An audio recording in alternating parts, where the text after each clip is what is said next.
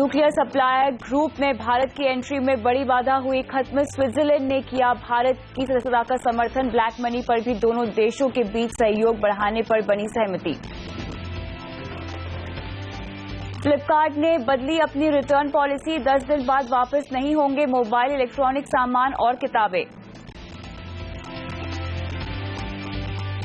2020 तक ऑनलाइन धंधा हो सकता है ठप। 60% कारोबार पर हैकिंग का खतरा। गार्टनर की रिपोर्ट में खुलासा। सरकारी बैंकों के प्रमुखों से मिले वित्त मंत्री। जरूरत पड़ने पर पर्याप्त पूंजी का भरोसा दिलाया। एसबीआई में छोटे बैंकों के विलय पर जल्द मंजूरी संभव। क्रेडिट पॉलिसी से एक दिन पहले बाजार सुस्त। हालांकि निफ्टी 8,200 के ऊपर टिकने में कामयाब। मेटल, इंफ्रा और आईटी शेयरों में दबाव। नमस्कार, स्वागत है आपका योर मनी में। मैं हूं कविता थपलियाल और आज योर मनी में हम आपको बताएंगे कि रिटायरमेंट का गोल एक ऐसा गोल क्यों है जो आपको सबसे पहले तय कर लेना चाहिए। रिटायरमेंट के बाद की जिंदगी आप जैसी चाहें वैसे कैसे बिता सकते हैं, इस पर होगा आज हमारा फोकस। लेकिन चलिए इसके अलावा क्या है खास आज योर मनी में, देखते हैं। 60 के बाद भी बेफिक्र जिंदगी, समझे अपने रिटायरमेंट की जरूरतों को। कब और कैसे लेनी होती है एन्युटी, क्या है इसके फायदे, समझाएगा आपको योर मनी।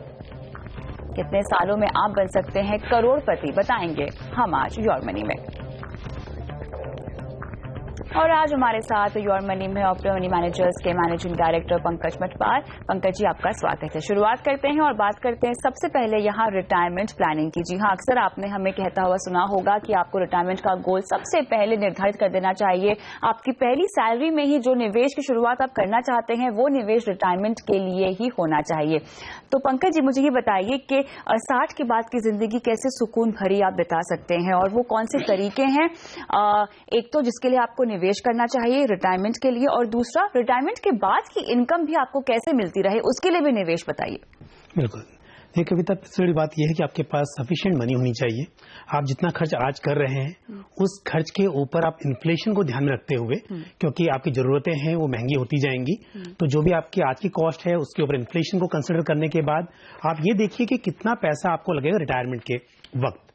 दूसरी बात क्या होती है कि अक्सर लोग ये तो कैलकुलेट कर लेते हैं कि 60 साल की उम्र में कितना पैसे की जरूरत पड़ेगी, लेकिन ये भूल जाते हैं कि 60 के बाद, जैसा कि अभी बहुत मेडिकल साइंस ने तरक्की कर ली है, लोग 85-90 ईयर्स तक भी आसानी से जीते हैं, तो ऐसे में आपके खर्चे साल दर साल बढ़ते जाएंगे। तो उसको भी आपको ध्यान में रखना है कि आपके पास पूंजी इतनी हो कि वो हर साल, मतलब जितना महंगाई बढ़ती जाएगी उसके हिसाब से भी आपके पास सफिशिएंट होना चाहिए। यानी अगर रिटायरमेंट पे मेरे और 30 साल यहाँ बचे हुए हैं तो मुझे अपना हर महीने का खर्च इन्फ्लेशन के हिसाब से तय कर लेना चाहिए। बिल्कुल। और ये घर खर्च की नहीं बात हो रही है, ओवरऑल आपके जो लाइफस्टाइल एक्सपेंसेस है उनकी आप बात कर रहे हैं। बिल्कुल, देखिए जब आप खर्च पकड़ते हैं तो जो घर का खर्च है वो है, पर्सनल एक्सपेंसेस है, लेकिन हाँ आपकी जो ईएमआई है, बच्चों की एजुकेशन का खर्च है या रेंटल इनकम रेंट है, शायद आप उस वक्त तक ये सब चीजें पूरी कर चुके होंगे। हाँ। तो आपको इन चीजों के लिए कुछ प्रोविजन करने की जरूरत नहीं होगी, लेकिन जो घर का खर्च है, मेडिकल एक्सपेंसेस हैं, पर्सनल एक्सपेंसेस हैं, उन सब के लिए आपको पैसा जुटाना होगा। तो ये ध्यान रखें कि आपका खर्च जो भी आज 25,000 रुपए है, 30,000 रुपए है, हाउस होल्ड एक्सपेंसेस, उसके ऊपर कुछ 6-7% का इन्फ्लेशन कंसिडर करके आप फ्यूचर इनकम निकालिए। और फिर ये ध्यान रखिए कि अगर आप 60 में रिटायर हो रहे हैं और आप लेके चलते हैं कि आपकी जो फैमिली हिस्ट्री है उसके हिसाब से आप समझते हैं 90 ईयर्स, 85 ईयर्स, जो भी आपकी लाइफ एक्सपेक्टेंसी है, जो आप उम्मीद करते हैं कि कम से कम इतने साल तो आप जिएंगे, तो उस हिसाब से उतना कॉर्पस जुटाने की कोशिश कीजिए। और जितना जल्दी आप रिटायरमेंट, क्योंकि काफी लोग ऐसा बोलते हैं कि मुझे 50 साल में रिटायर होना है, और अगर आप 50 में रिटायर होते हैं और ये लेके चलते हैं कि लाइफ एक्सपेक्टेंसी 80 ईयर्स है, मतलब आपको 30 साल के लिए बंदोबस्त करना है। अगर आप 60 में रिटायर होते हैं तो 20 साल के लिए करना है।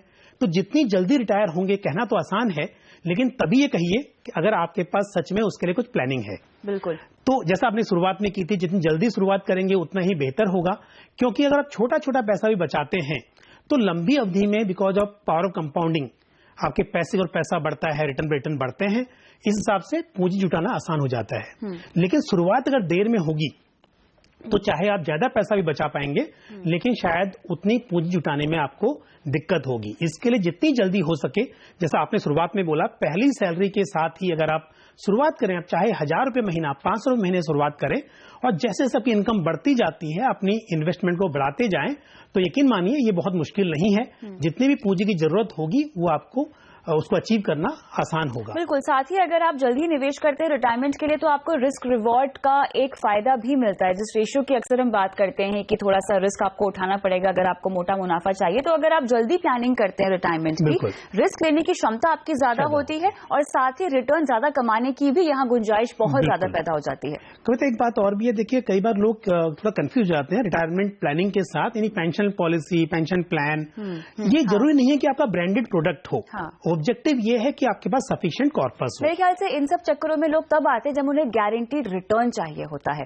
बट देखिए, आप गारंटी रिटर्न तो आज की तारीख में सोचते हैं, 20 या 30 साल के बाद के रिटर्न की बात नहीं करते।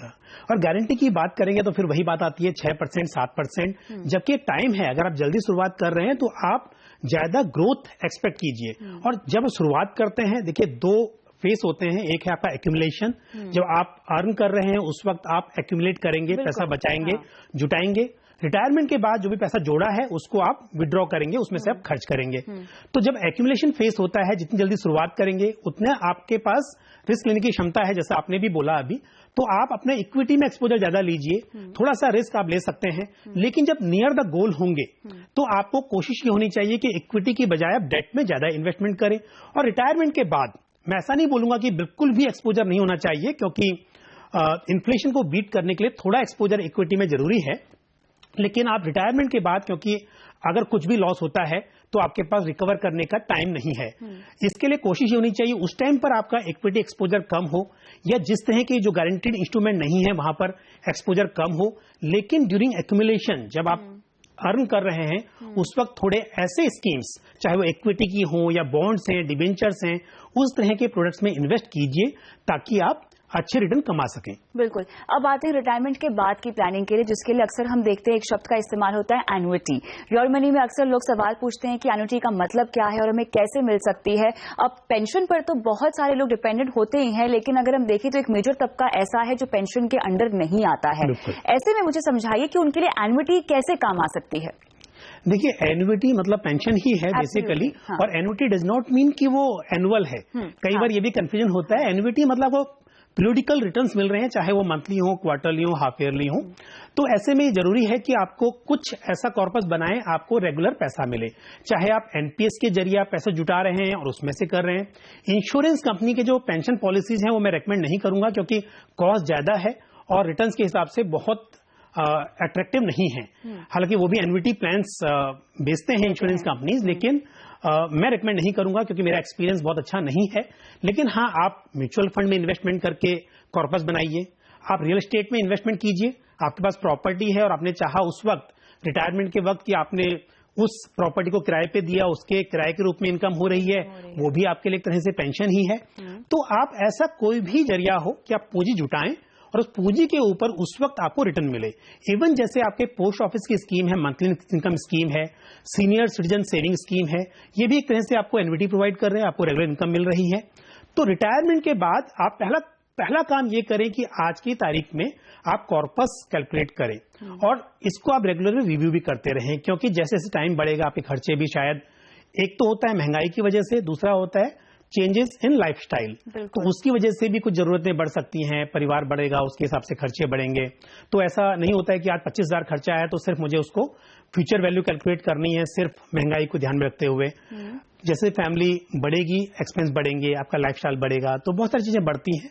तो रेगुलर रिव्यू करना चाहिए और रिटायरमेंट के बाद भी आपको रिव्यू करते रहना चाहिए कि आपको कैसे कितना खर्चा उठा सकते हैं, कितना विड्रॉ कर सकते हैं।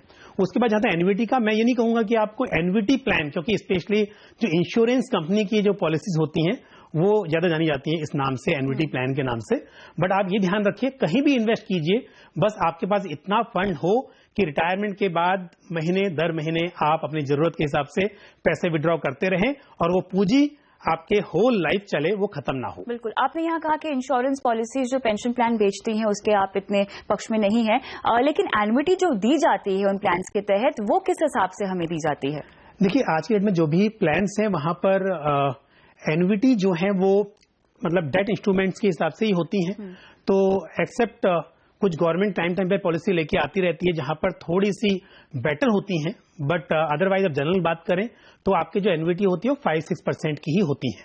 ओके। तो इसके लिए आप देखिए, अगर आज की तारीख में भी आप अगर खुद के पास पैसा है और आप एन्युटी प्लान में जब इन्वेस्ट करते हैं, आपने पैसा इन्वेस्ट किया और उसके बाद वो पैसा आपके कंट्रोल में नहीं है, तो आपको जितनी एन्युटी मिलेगी उतनी ही आपको लेनी पड़ेगी। बट इसकी जगह पे अगर पैसा आपका अपने कंट्रोल में है, आप मैनेज कर रहे हैं, तो अगर मुझे लगता है कि फिक्स डिपॉजिट पे रिटर्न अच्छे हैं तो मैं उसमें रख सकता हूं। कल मुझे लगता है कि पोस्ट ऑफिस मुझे ज्यादा रिटर्न दे रहा है तो मैं वहां पर पेंशन ले सकता हूं। लेकिन ये तभी पॉसिबल है जबकि फ्लेक्सिबिलिटी हो, पैसे का कंट्रोल मेरे पास हो। इंश्योरेंस कंपनी के प्रोडक्ट में यूजुअली ये होता है कि अगर आप डेफर्ड एन्युटी प्लान जिसको हम बोलते हैं, मतलब आज पेंशन आज आप प्रीमियम भरिए और बाद में एक टाइम के बाद आपको पेंशन मिलना स्टार्ट हो जाएगी। बट जो पेंशन मिलेगी वो इंश्योरेंस कंपनी की मर्जी से ही मिलेगी। तो उसमें आज के अगर एक्सपीरियंस ये है, डिसाइड नहीं कर सकते कि आपका इतना महीने का खर्च और हमें इतने की आने चाहिए। नहीं, उतना नहीं हो पाएगा। वो तो जो फिक्स है उसके हिसाब से होगी। अच्छा, दूसरी बात ये भी है, उसके अंदर ऐसा भी प्रोविजन नहीं होता है कि स्टेप अप मेथड है कि हर साल आपकी पेंशन बढ़ेगी, वैसा भी पॉसिबल नहीं है। तो 60 साल की उम्र में मान लीजिए आपने डिसाइड किया मुझे हर महीने 20,000 मिलेगा, तो 60 साल में शायद वो सफिशिएंट भी हो, बट 70 में क्या होगा, 80 में क्या होगा। तो इसके लिए कुछ भी चीजें हो ऐसी होनी चाहिए कि आपके कंट्रोल में हो। मैं डिसाइड करूं कि 60 साल की उम्र में इतना पैसा विड्रॉ करना है और 65 में इतना करूंगा, 70 में ऐसे करूंगा, ताकि जैसे जैसे खर्चे बढ़ेंगे मेरा विड्रॉल भी बढ़ना चाहिए। वो तभी पॉसिबल है जब कंट्रोल मेरे हाथ में हो मेरे पैसे का। इसके लिए आप अपनी एन्युटी अपने हिसाब से प्लान कीजिए, डिफरेंट एसेट्स में इन्वेस्ट करके आप अपना कॉर्पस बनाइए, अपना एक पूंजी बनाइए और उसमें से ये छूट आपके हाथ में होनी चाहिए कि आप कैसे विड्रॉ कर सके, उसको बराबर से मैनेज कीजिए। जिसके लिए टाइमिंग यहाँ बहुत इंपॉर्टेंट रोल प्ले करती है। लेकिन कुछ चर्चित रिटायरमेंट प्रोडक्ट्स के बारे में हम बात करना चाहेंगे। ब्रेक पे जाना है, लेकिन जल्दी से आप समझा दीजिए। पीपीएफ में तो हम निवेश करते ही हैं जिसमें आपको 15 ईयर्स का तो लॉक इन होता ही है, जितना लंबा आप रखेंगे उतना अच्छा है। लेकिन वो पैसे मिलने के बाद मैं कहाँ डालूं, वो पैसे कहाँ निवेश करूं?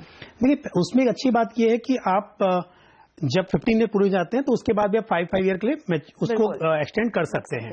उसके बाद जब आप चाहते हैं कि आप एक्सटेंड नहीं करना है, आप मेरा ये सफिशिएंट हो गया, मुझे आप इससे पेंशन लेनी है, तो आपको 60% ऑफ कॉर्पस आप एक साथ पूरा भी विड्रॉ कर सकते हैं। बट क्योंकि आपने बात की पेंशन के रूप में लेने की, मैं बोलूँ एक साथ विड्रॉ ना करके वो जो कॉर्पस इकट्ठा होता है, तो at the beginning of that 5 year extension आप 60% पैसे को इन अ लमसम और स्प्रेड ओवर 5 ईयर्स आप ले सकते हैं। तो अगर आप पेंशन की बात कर रहे हैं तो ऐसा भी कर सकते हैं कि जो पैसा इकट्ठा हुआ है उसका 60% आप हर साल विड्रॉ करते रहिए। 5 साल के बाद में फिर जो उसका बैलेंस है उस वक्त उसका 60% अगले 5 साल में विड्रॉ करते रहिए। तो आपके हो गई पेंशन प्लानिंग इस तरह से भी। तो जरूरी नहीं कि लमसम आपको विड्रॉ करना है वहां पर, क्योंकि रिटर्न आपको अच्छे मिल रहे हैं। बट किसी केस में ऐसा होता है कि पीपीएफ के मुकाबले दूसरा कोई प्रोडक्ट रिटर्न अच्छे दे रहा है, एनपीएस की अगर हम बात करें यहाँ पर, तो देखिए एनपीएस में अगेन ये है कि एक टाइम के बाद में आप लमसम भी विड्रॉ कर सकते हैं, प्लस आप उसको पार्शियली विड्रॉल भी कर सकते हैं। तो वो भी आपके पास चॉइस है। और अगर वो लगे आपको कि नहीं आप विड्रॉ करके, क्योंकि 60 ईयर्स के बाद भी आपको एटलीस्ट 60% कॉर्पस आप विड्रॉ कर सकते हैं लमसम में, तो आप उसको विड्रॉ करें और उसको कहीं जहां पर आपको रिटर्न मिलते हो उस वक्त का जो प्रोडक्ट होगा उसके हिसाब से आप पेंशन ले सकते हैं। लेकिन यहाँ पेंच ये है कि ये टैक्सेबल है आपका विड्रॉल, उस पर थोड़ा सा गौर करना होगा। लेकिन चलिए, यहाँ पर रिटायरमेंट के लिहाज से आपके पास विकल्प कई सारे हैं, लेकिन आपको बस एक काम करना होगा, सही समय पर रिटायरमेंट के लिए निवेश करना शुरू कर दीजिए। इसी के साथ योर मनी में रुकते हैं छोटे से ब्रेक के लिए। ब्रेक के बाद लेंगे दर्शकों के सवाल, बने रहे।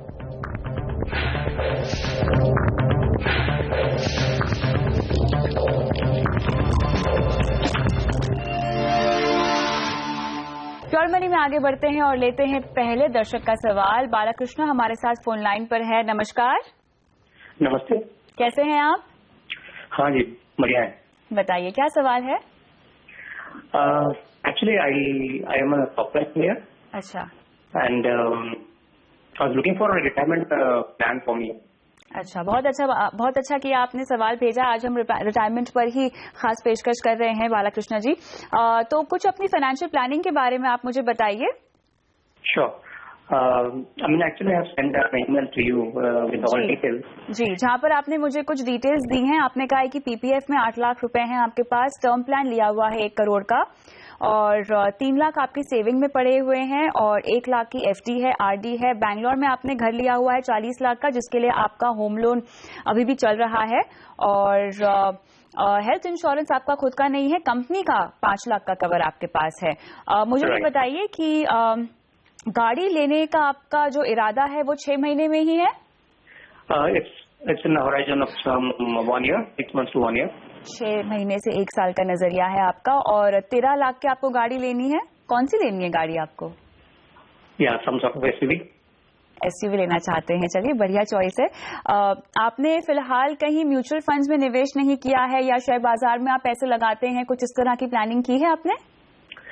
फिलहाल तो नहीं किया, पहले किया हुआ था। जो मेरे पास स्टॉक्स सब पड़े हुए हैं 30-40 हजार के बस। वो कुल मिला के निवेश कितने का होगा, इन्वेस्टमेंट कितने की होगी? No, stocks for around 40,000. 40,000. Okay. ELSS funds I had something around 1 lakh. ELSS you had 1 lakh. Yes. Okay, इसकी जानकारी आपने हमें नहीं दी थी। चलिए मैंने नोट डाउन तो कर ली है।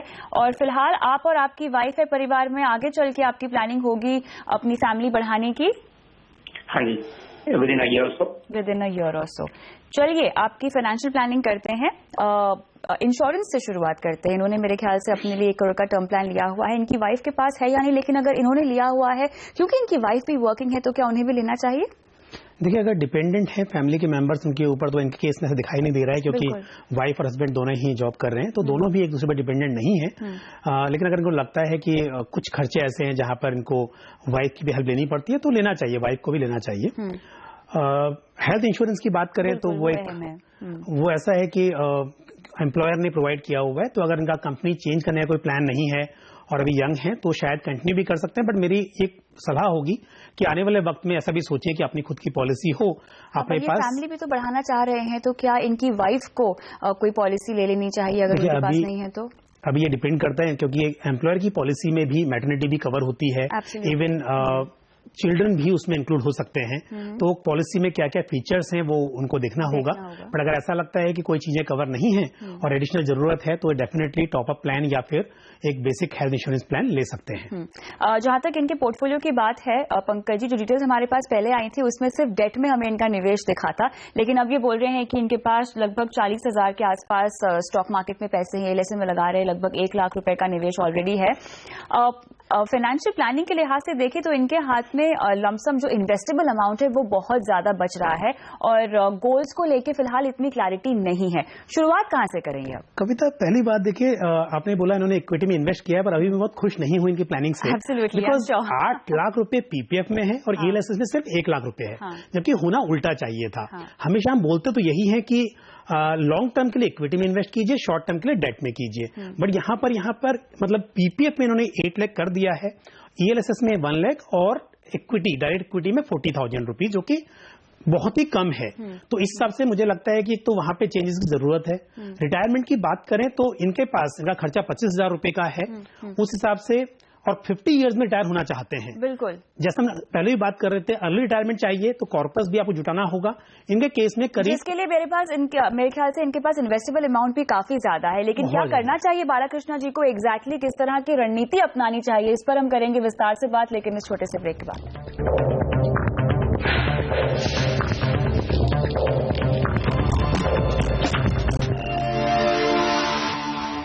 योर मनी में हम दे रहे हैं बालाकृष्ण के सवाल का जवाब, जिन्हें हम रिटायरमेंट प्लान दे रहे हैं, और उन्हें बताएंगे अब कि कितना निवेश करना होगा उन्हें हर महीने। देखिए, जो इन्फॉर्मेशन हमारे पास में उसके अकॉर्डिंग मतलब इनको एक तो 3 करोड़ का कॉर्पस लगेगा। 3 करोड़ रुपया होना चाहिए रिटायरमेंट के वक्त, और जुटाना बहुत मुश्किल नहीं है, क्योंकि आपका जो खर्चा है उसके मुकाबले इनकम काफी है, आपके पास इन्वेस्टेबल पैसा काफी है। तो आप महीने का करीब 27,000 रुपीज इन्वेस्ट कीजिए, और उसको थोड़ा इक्विटी में इन्वेस्ट कीजिए, पूरा डेट में मत करो, नहीं तो पैसा उतना बढ़ नहीं पाएगा। और साथ में हर साल इसको करीब 7 से 10% से बढ़ाते जाइए, ताकि आपका कॉर्पस आसानी से ये बन सके। दूसरी बात, जहां तक गाड़ी लेने का सवाल है, आपका पैसा 27,000 रुपये इन्वेस्ट करने के बाद भी करीब 1.5 लाख रुपया हर महीने बचता है, और आपके पास 4 लाख रुपए ऑलरेडी हैं। 4 लाख में से मैं बोलूंगा आपके खर्चे को देखते हुए आप करीब 1 लाख रुपया रखिए कंटिजेंसी के लिए, बाकी के पैसे को अगेन आप इन्वेस्ट कर दीजिए। 1 साल में जो आपके पास पैसा है वो, और साथ में जो आप हर महीने सेव करेंगे, आप शायद गाड़ी बिना लोन के ले सकते हैं जी। और दूसरी बात, थोड़ा गोल पे क्लैरिटी लेके आइए, क्योंकि आज आपने सिर्फ एक ही गोल बोला है या 2 गोल की बात की है, बट आपके और भी गोल होंगे, उनको भी ध्यान में रखिए। इस हिसाब से प्लानिंग कीजिए, आपके लिए आसान है। थोड़ा सा डाइवर्सिफिकेशन पर ध्यान दीजिए। चलिए, तो यहाँ पर आपके तमाम सवालों के जवाब दे दिए होंगे। आपको एक बार लोन गोल क्लैरिटी मिल जाए बालाकृष्णा जी, तो अपना सवाल आप वापस से योर मनी को भेज सकते हैं। बहुत बहुत शुक्रिया पंकज जी आज शो पे आने के लिए। इसी के साथ योर मनी में मुझे भी दीजिए इजाजत, लेकिन बने रहिए CNBC आवाज पर। नमस्कार।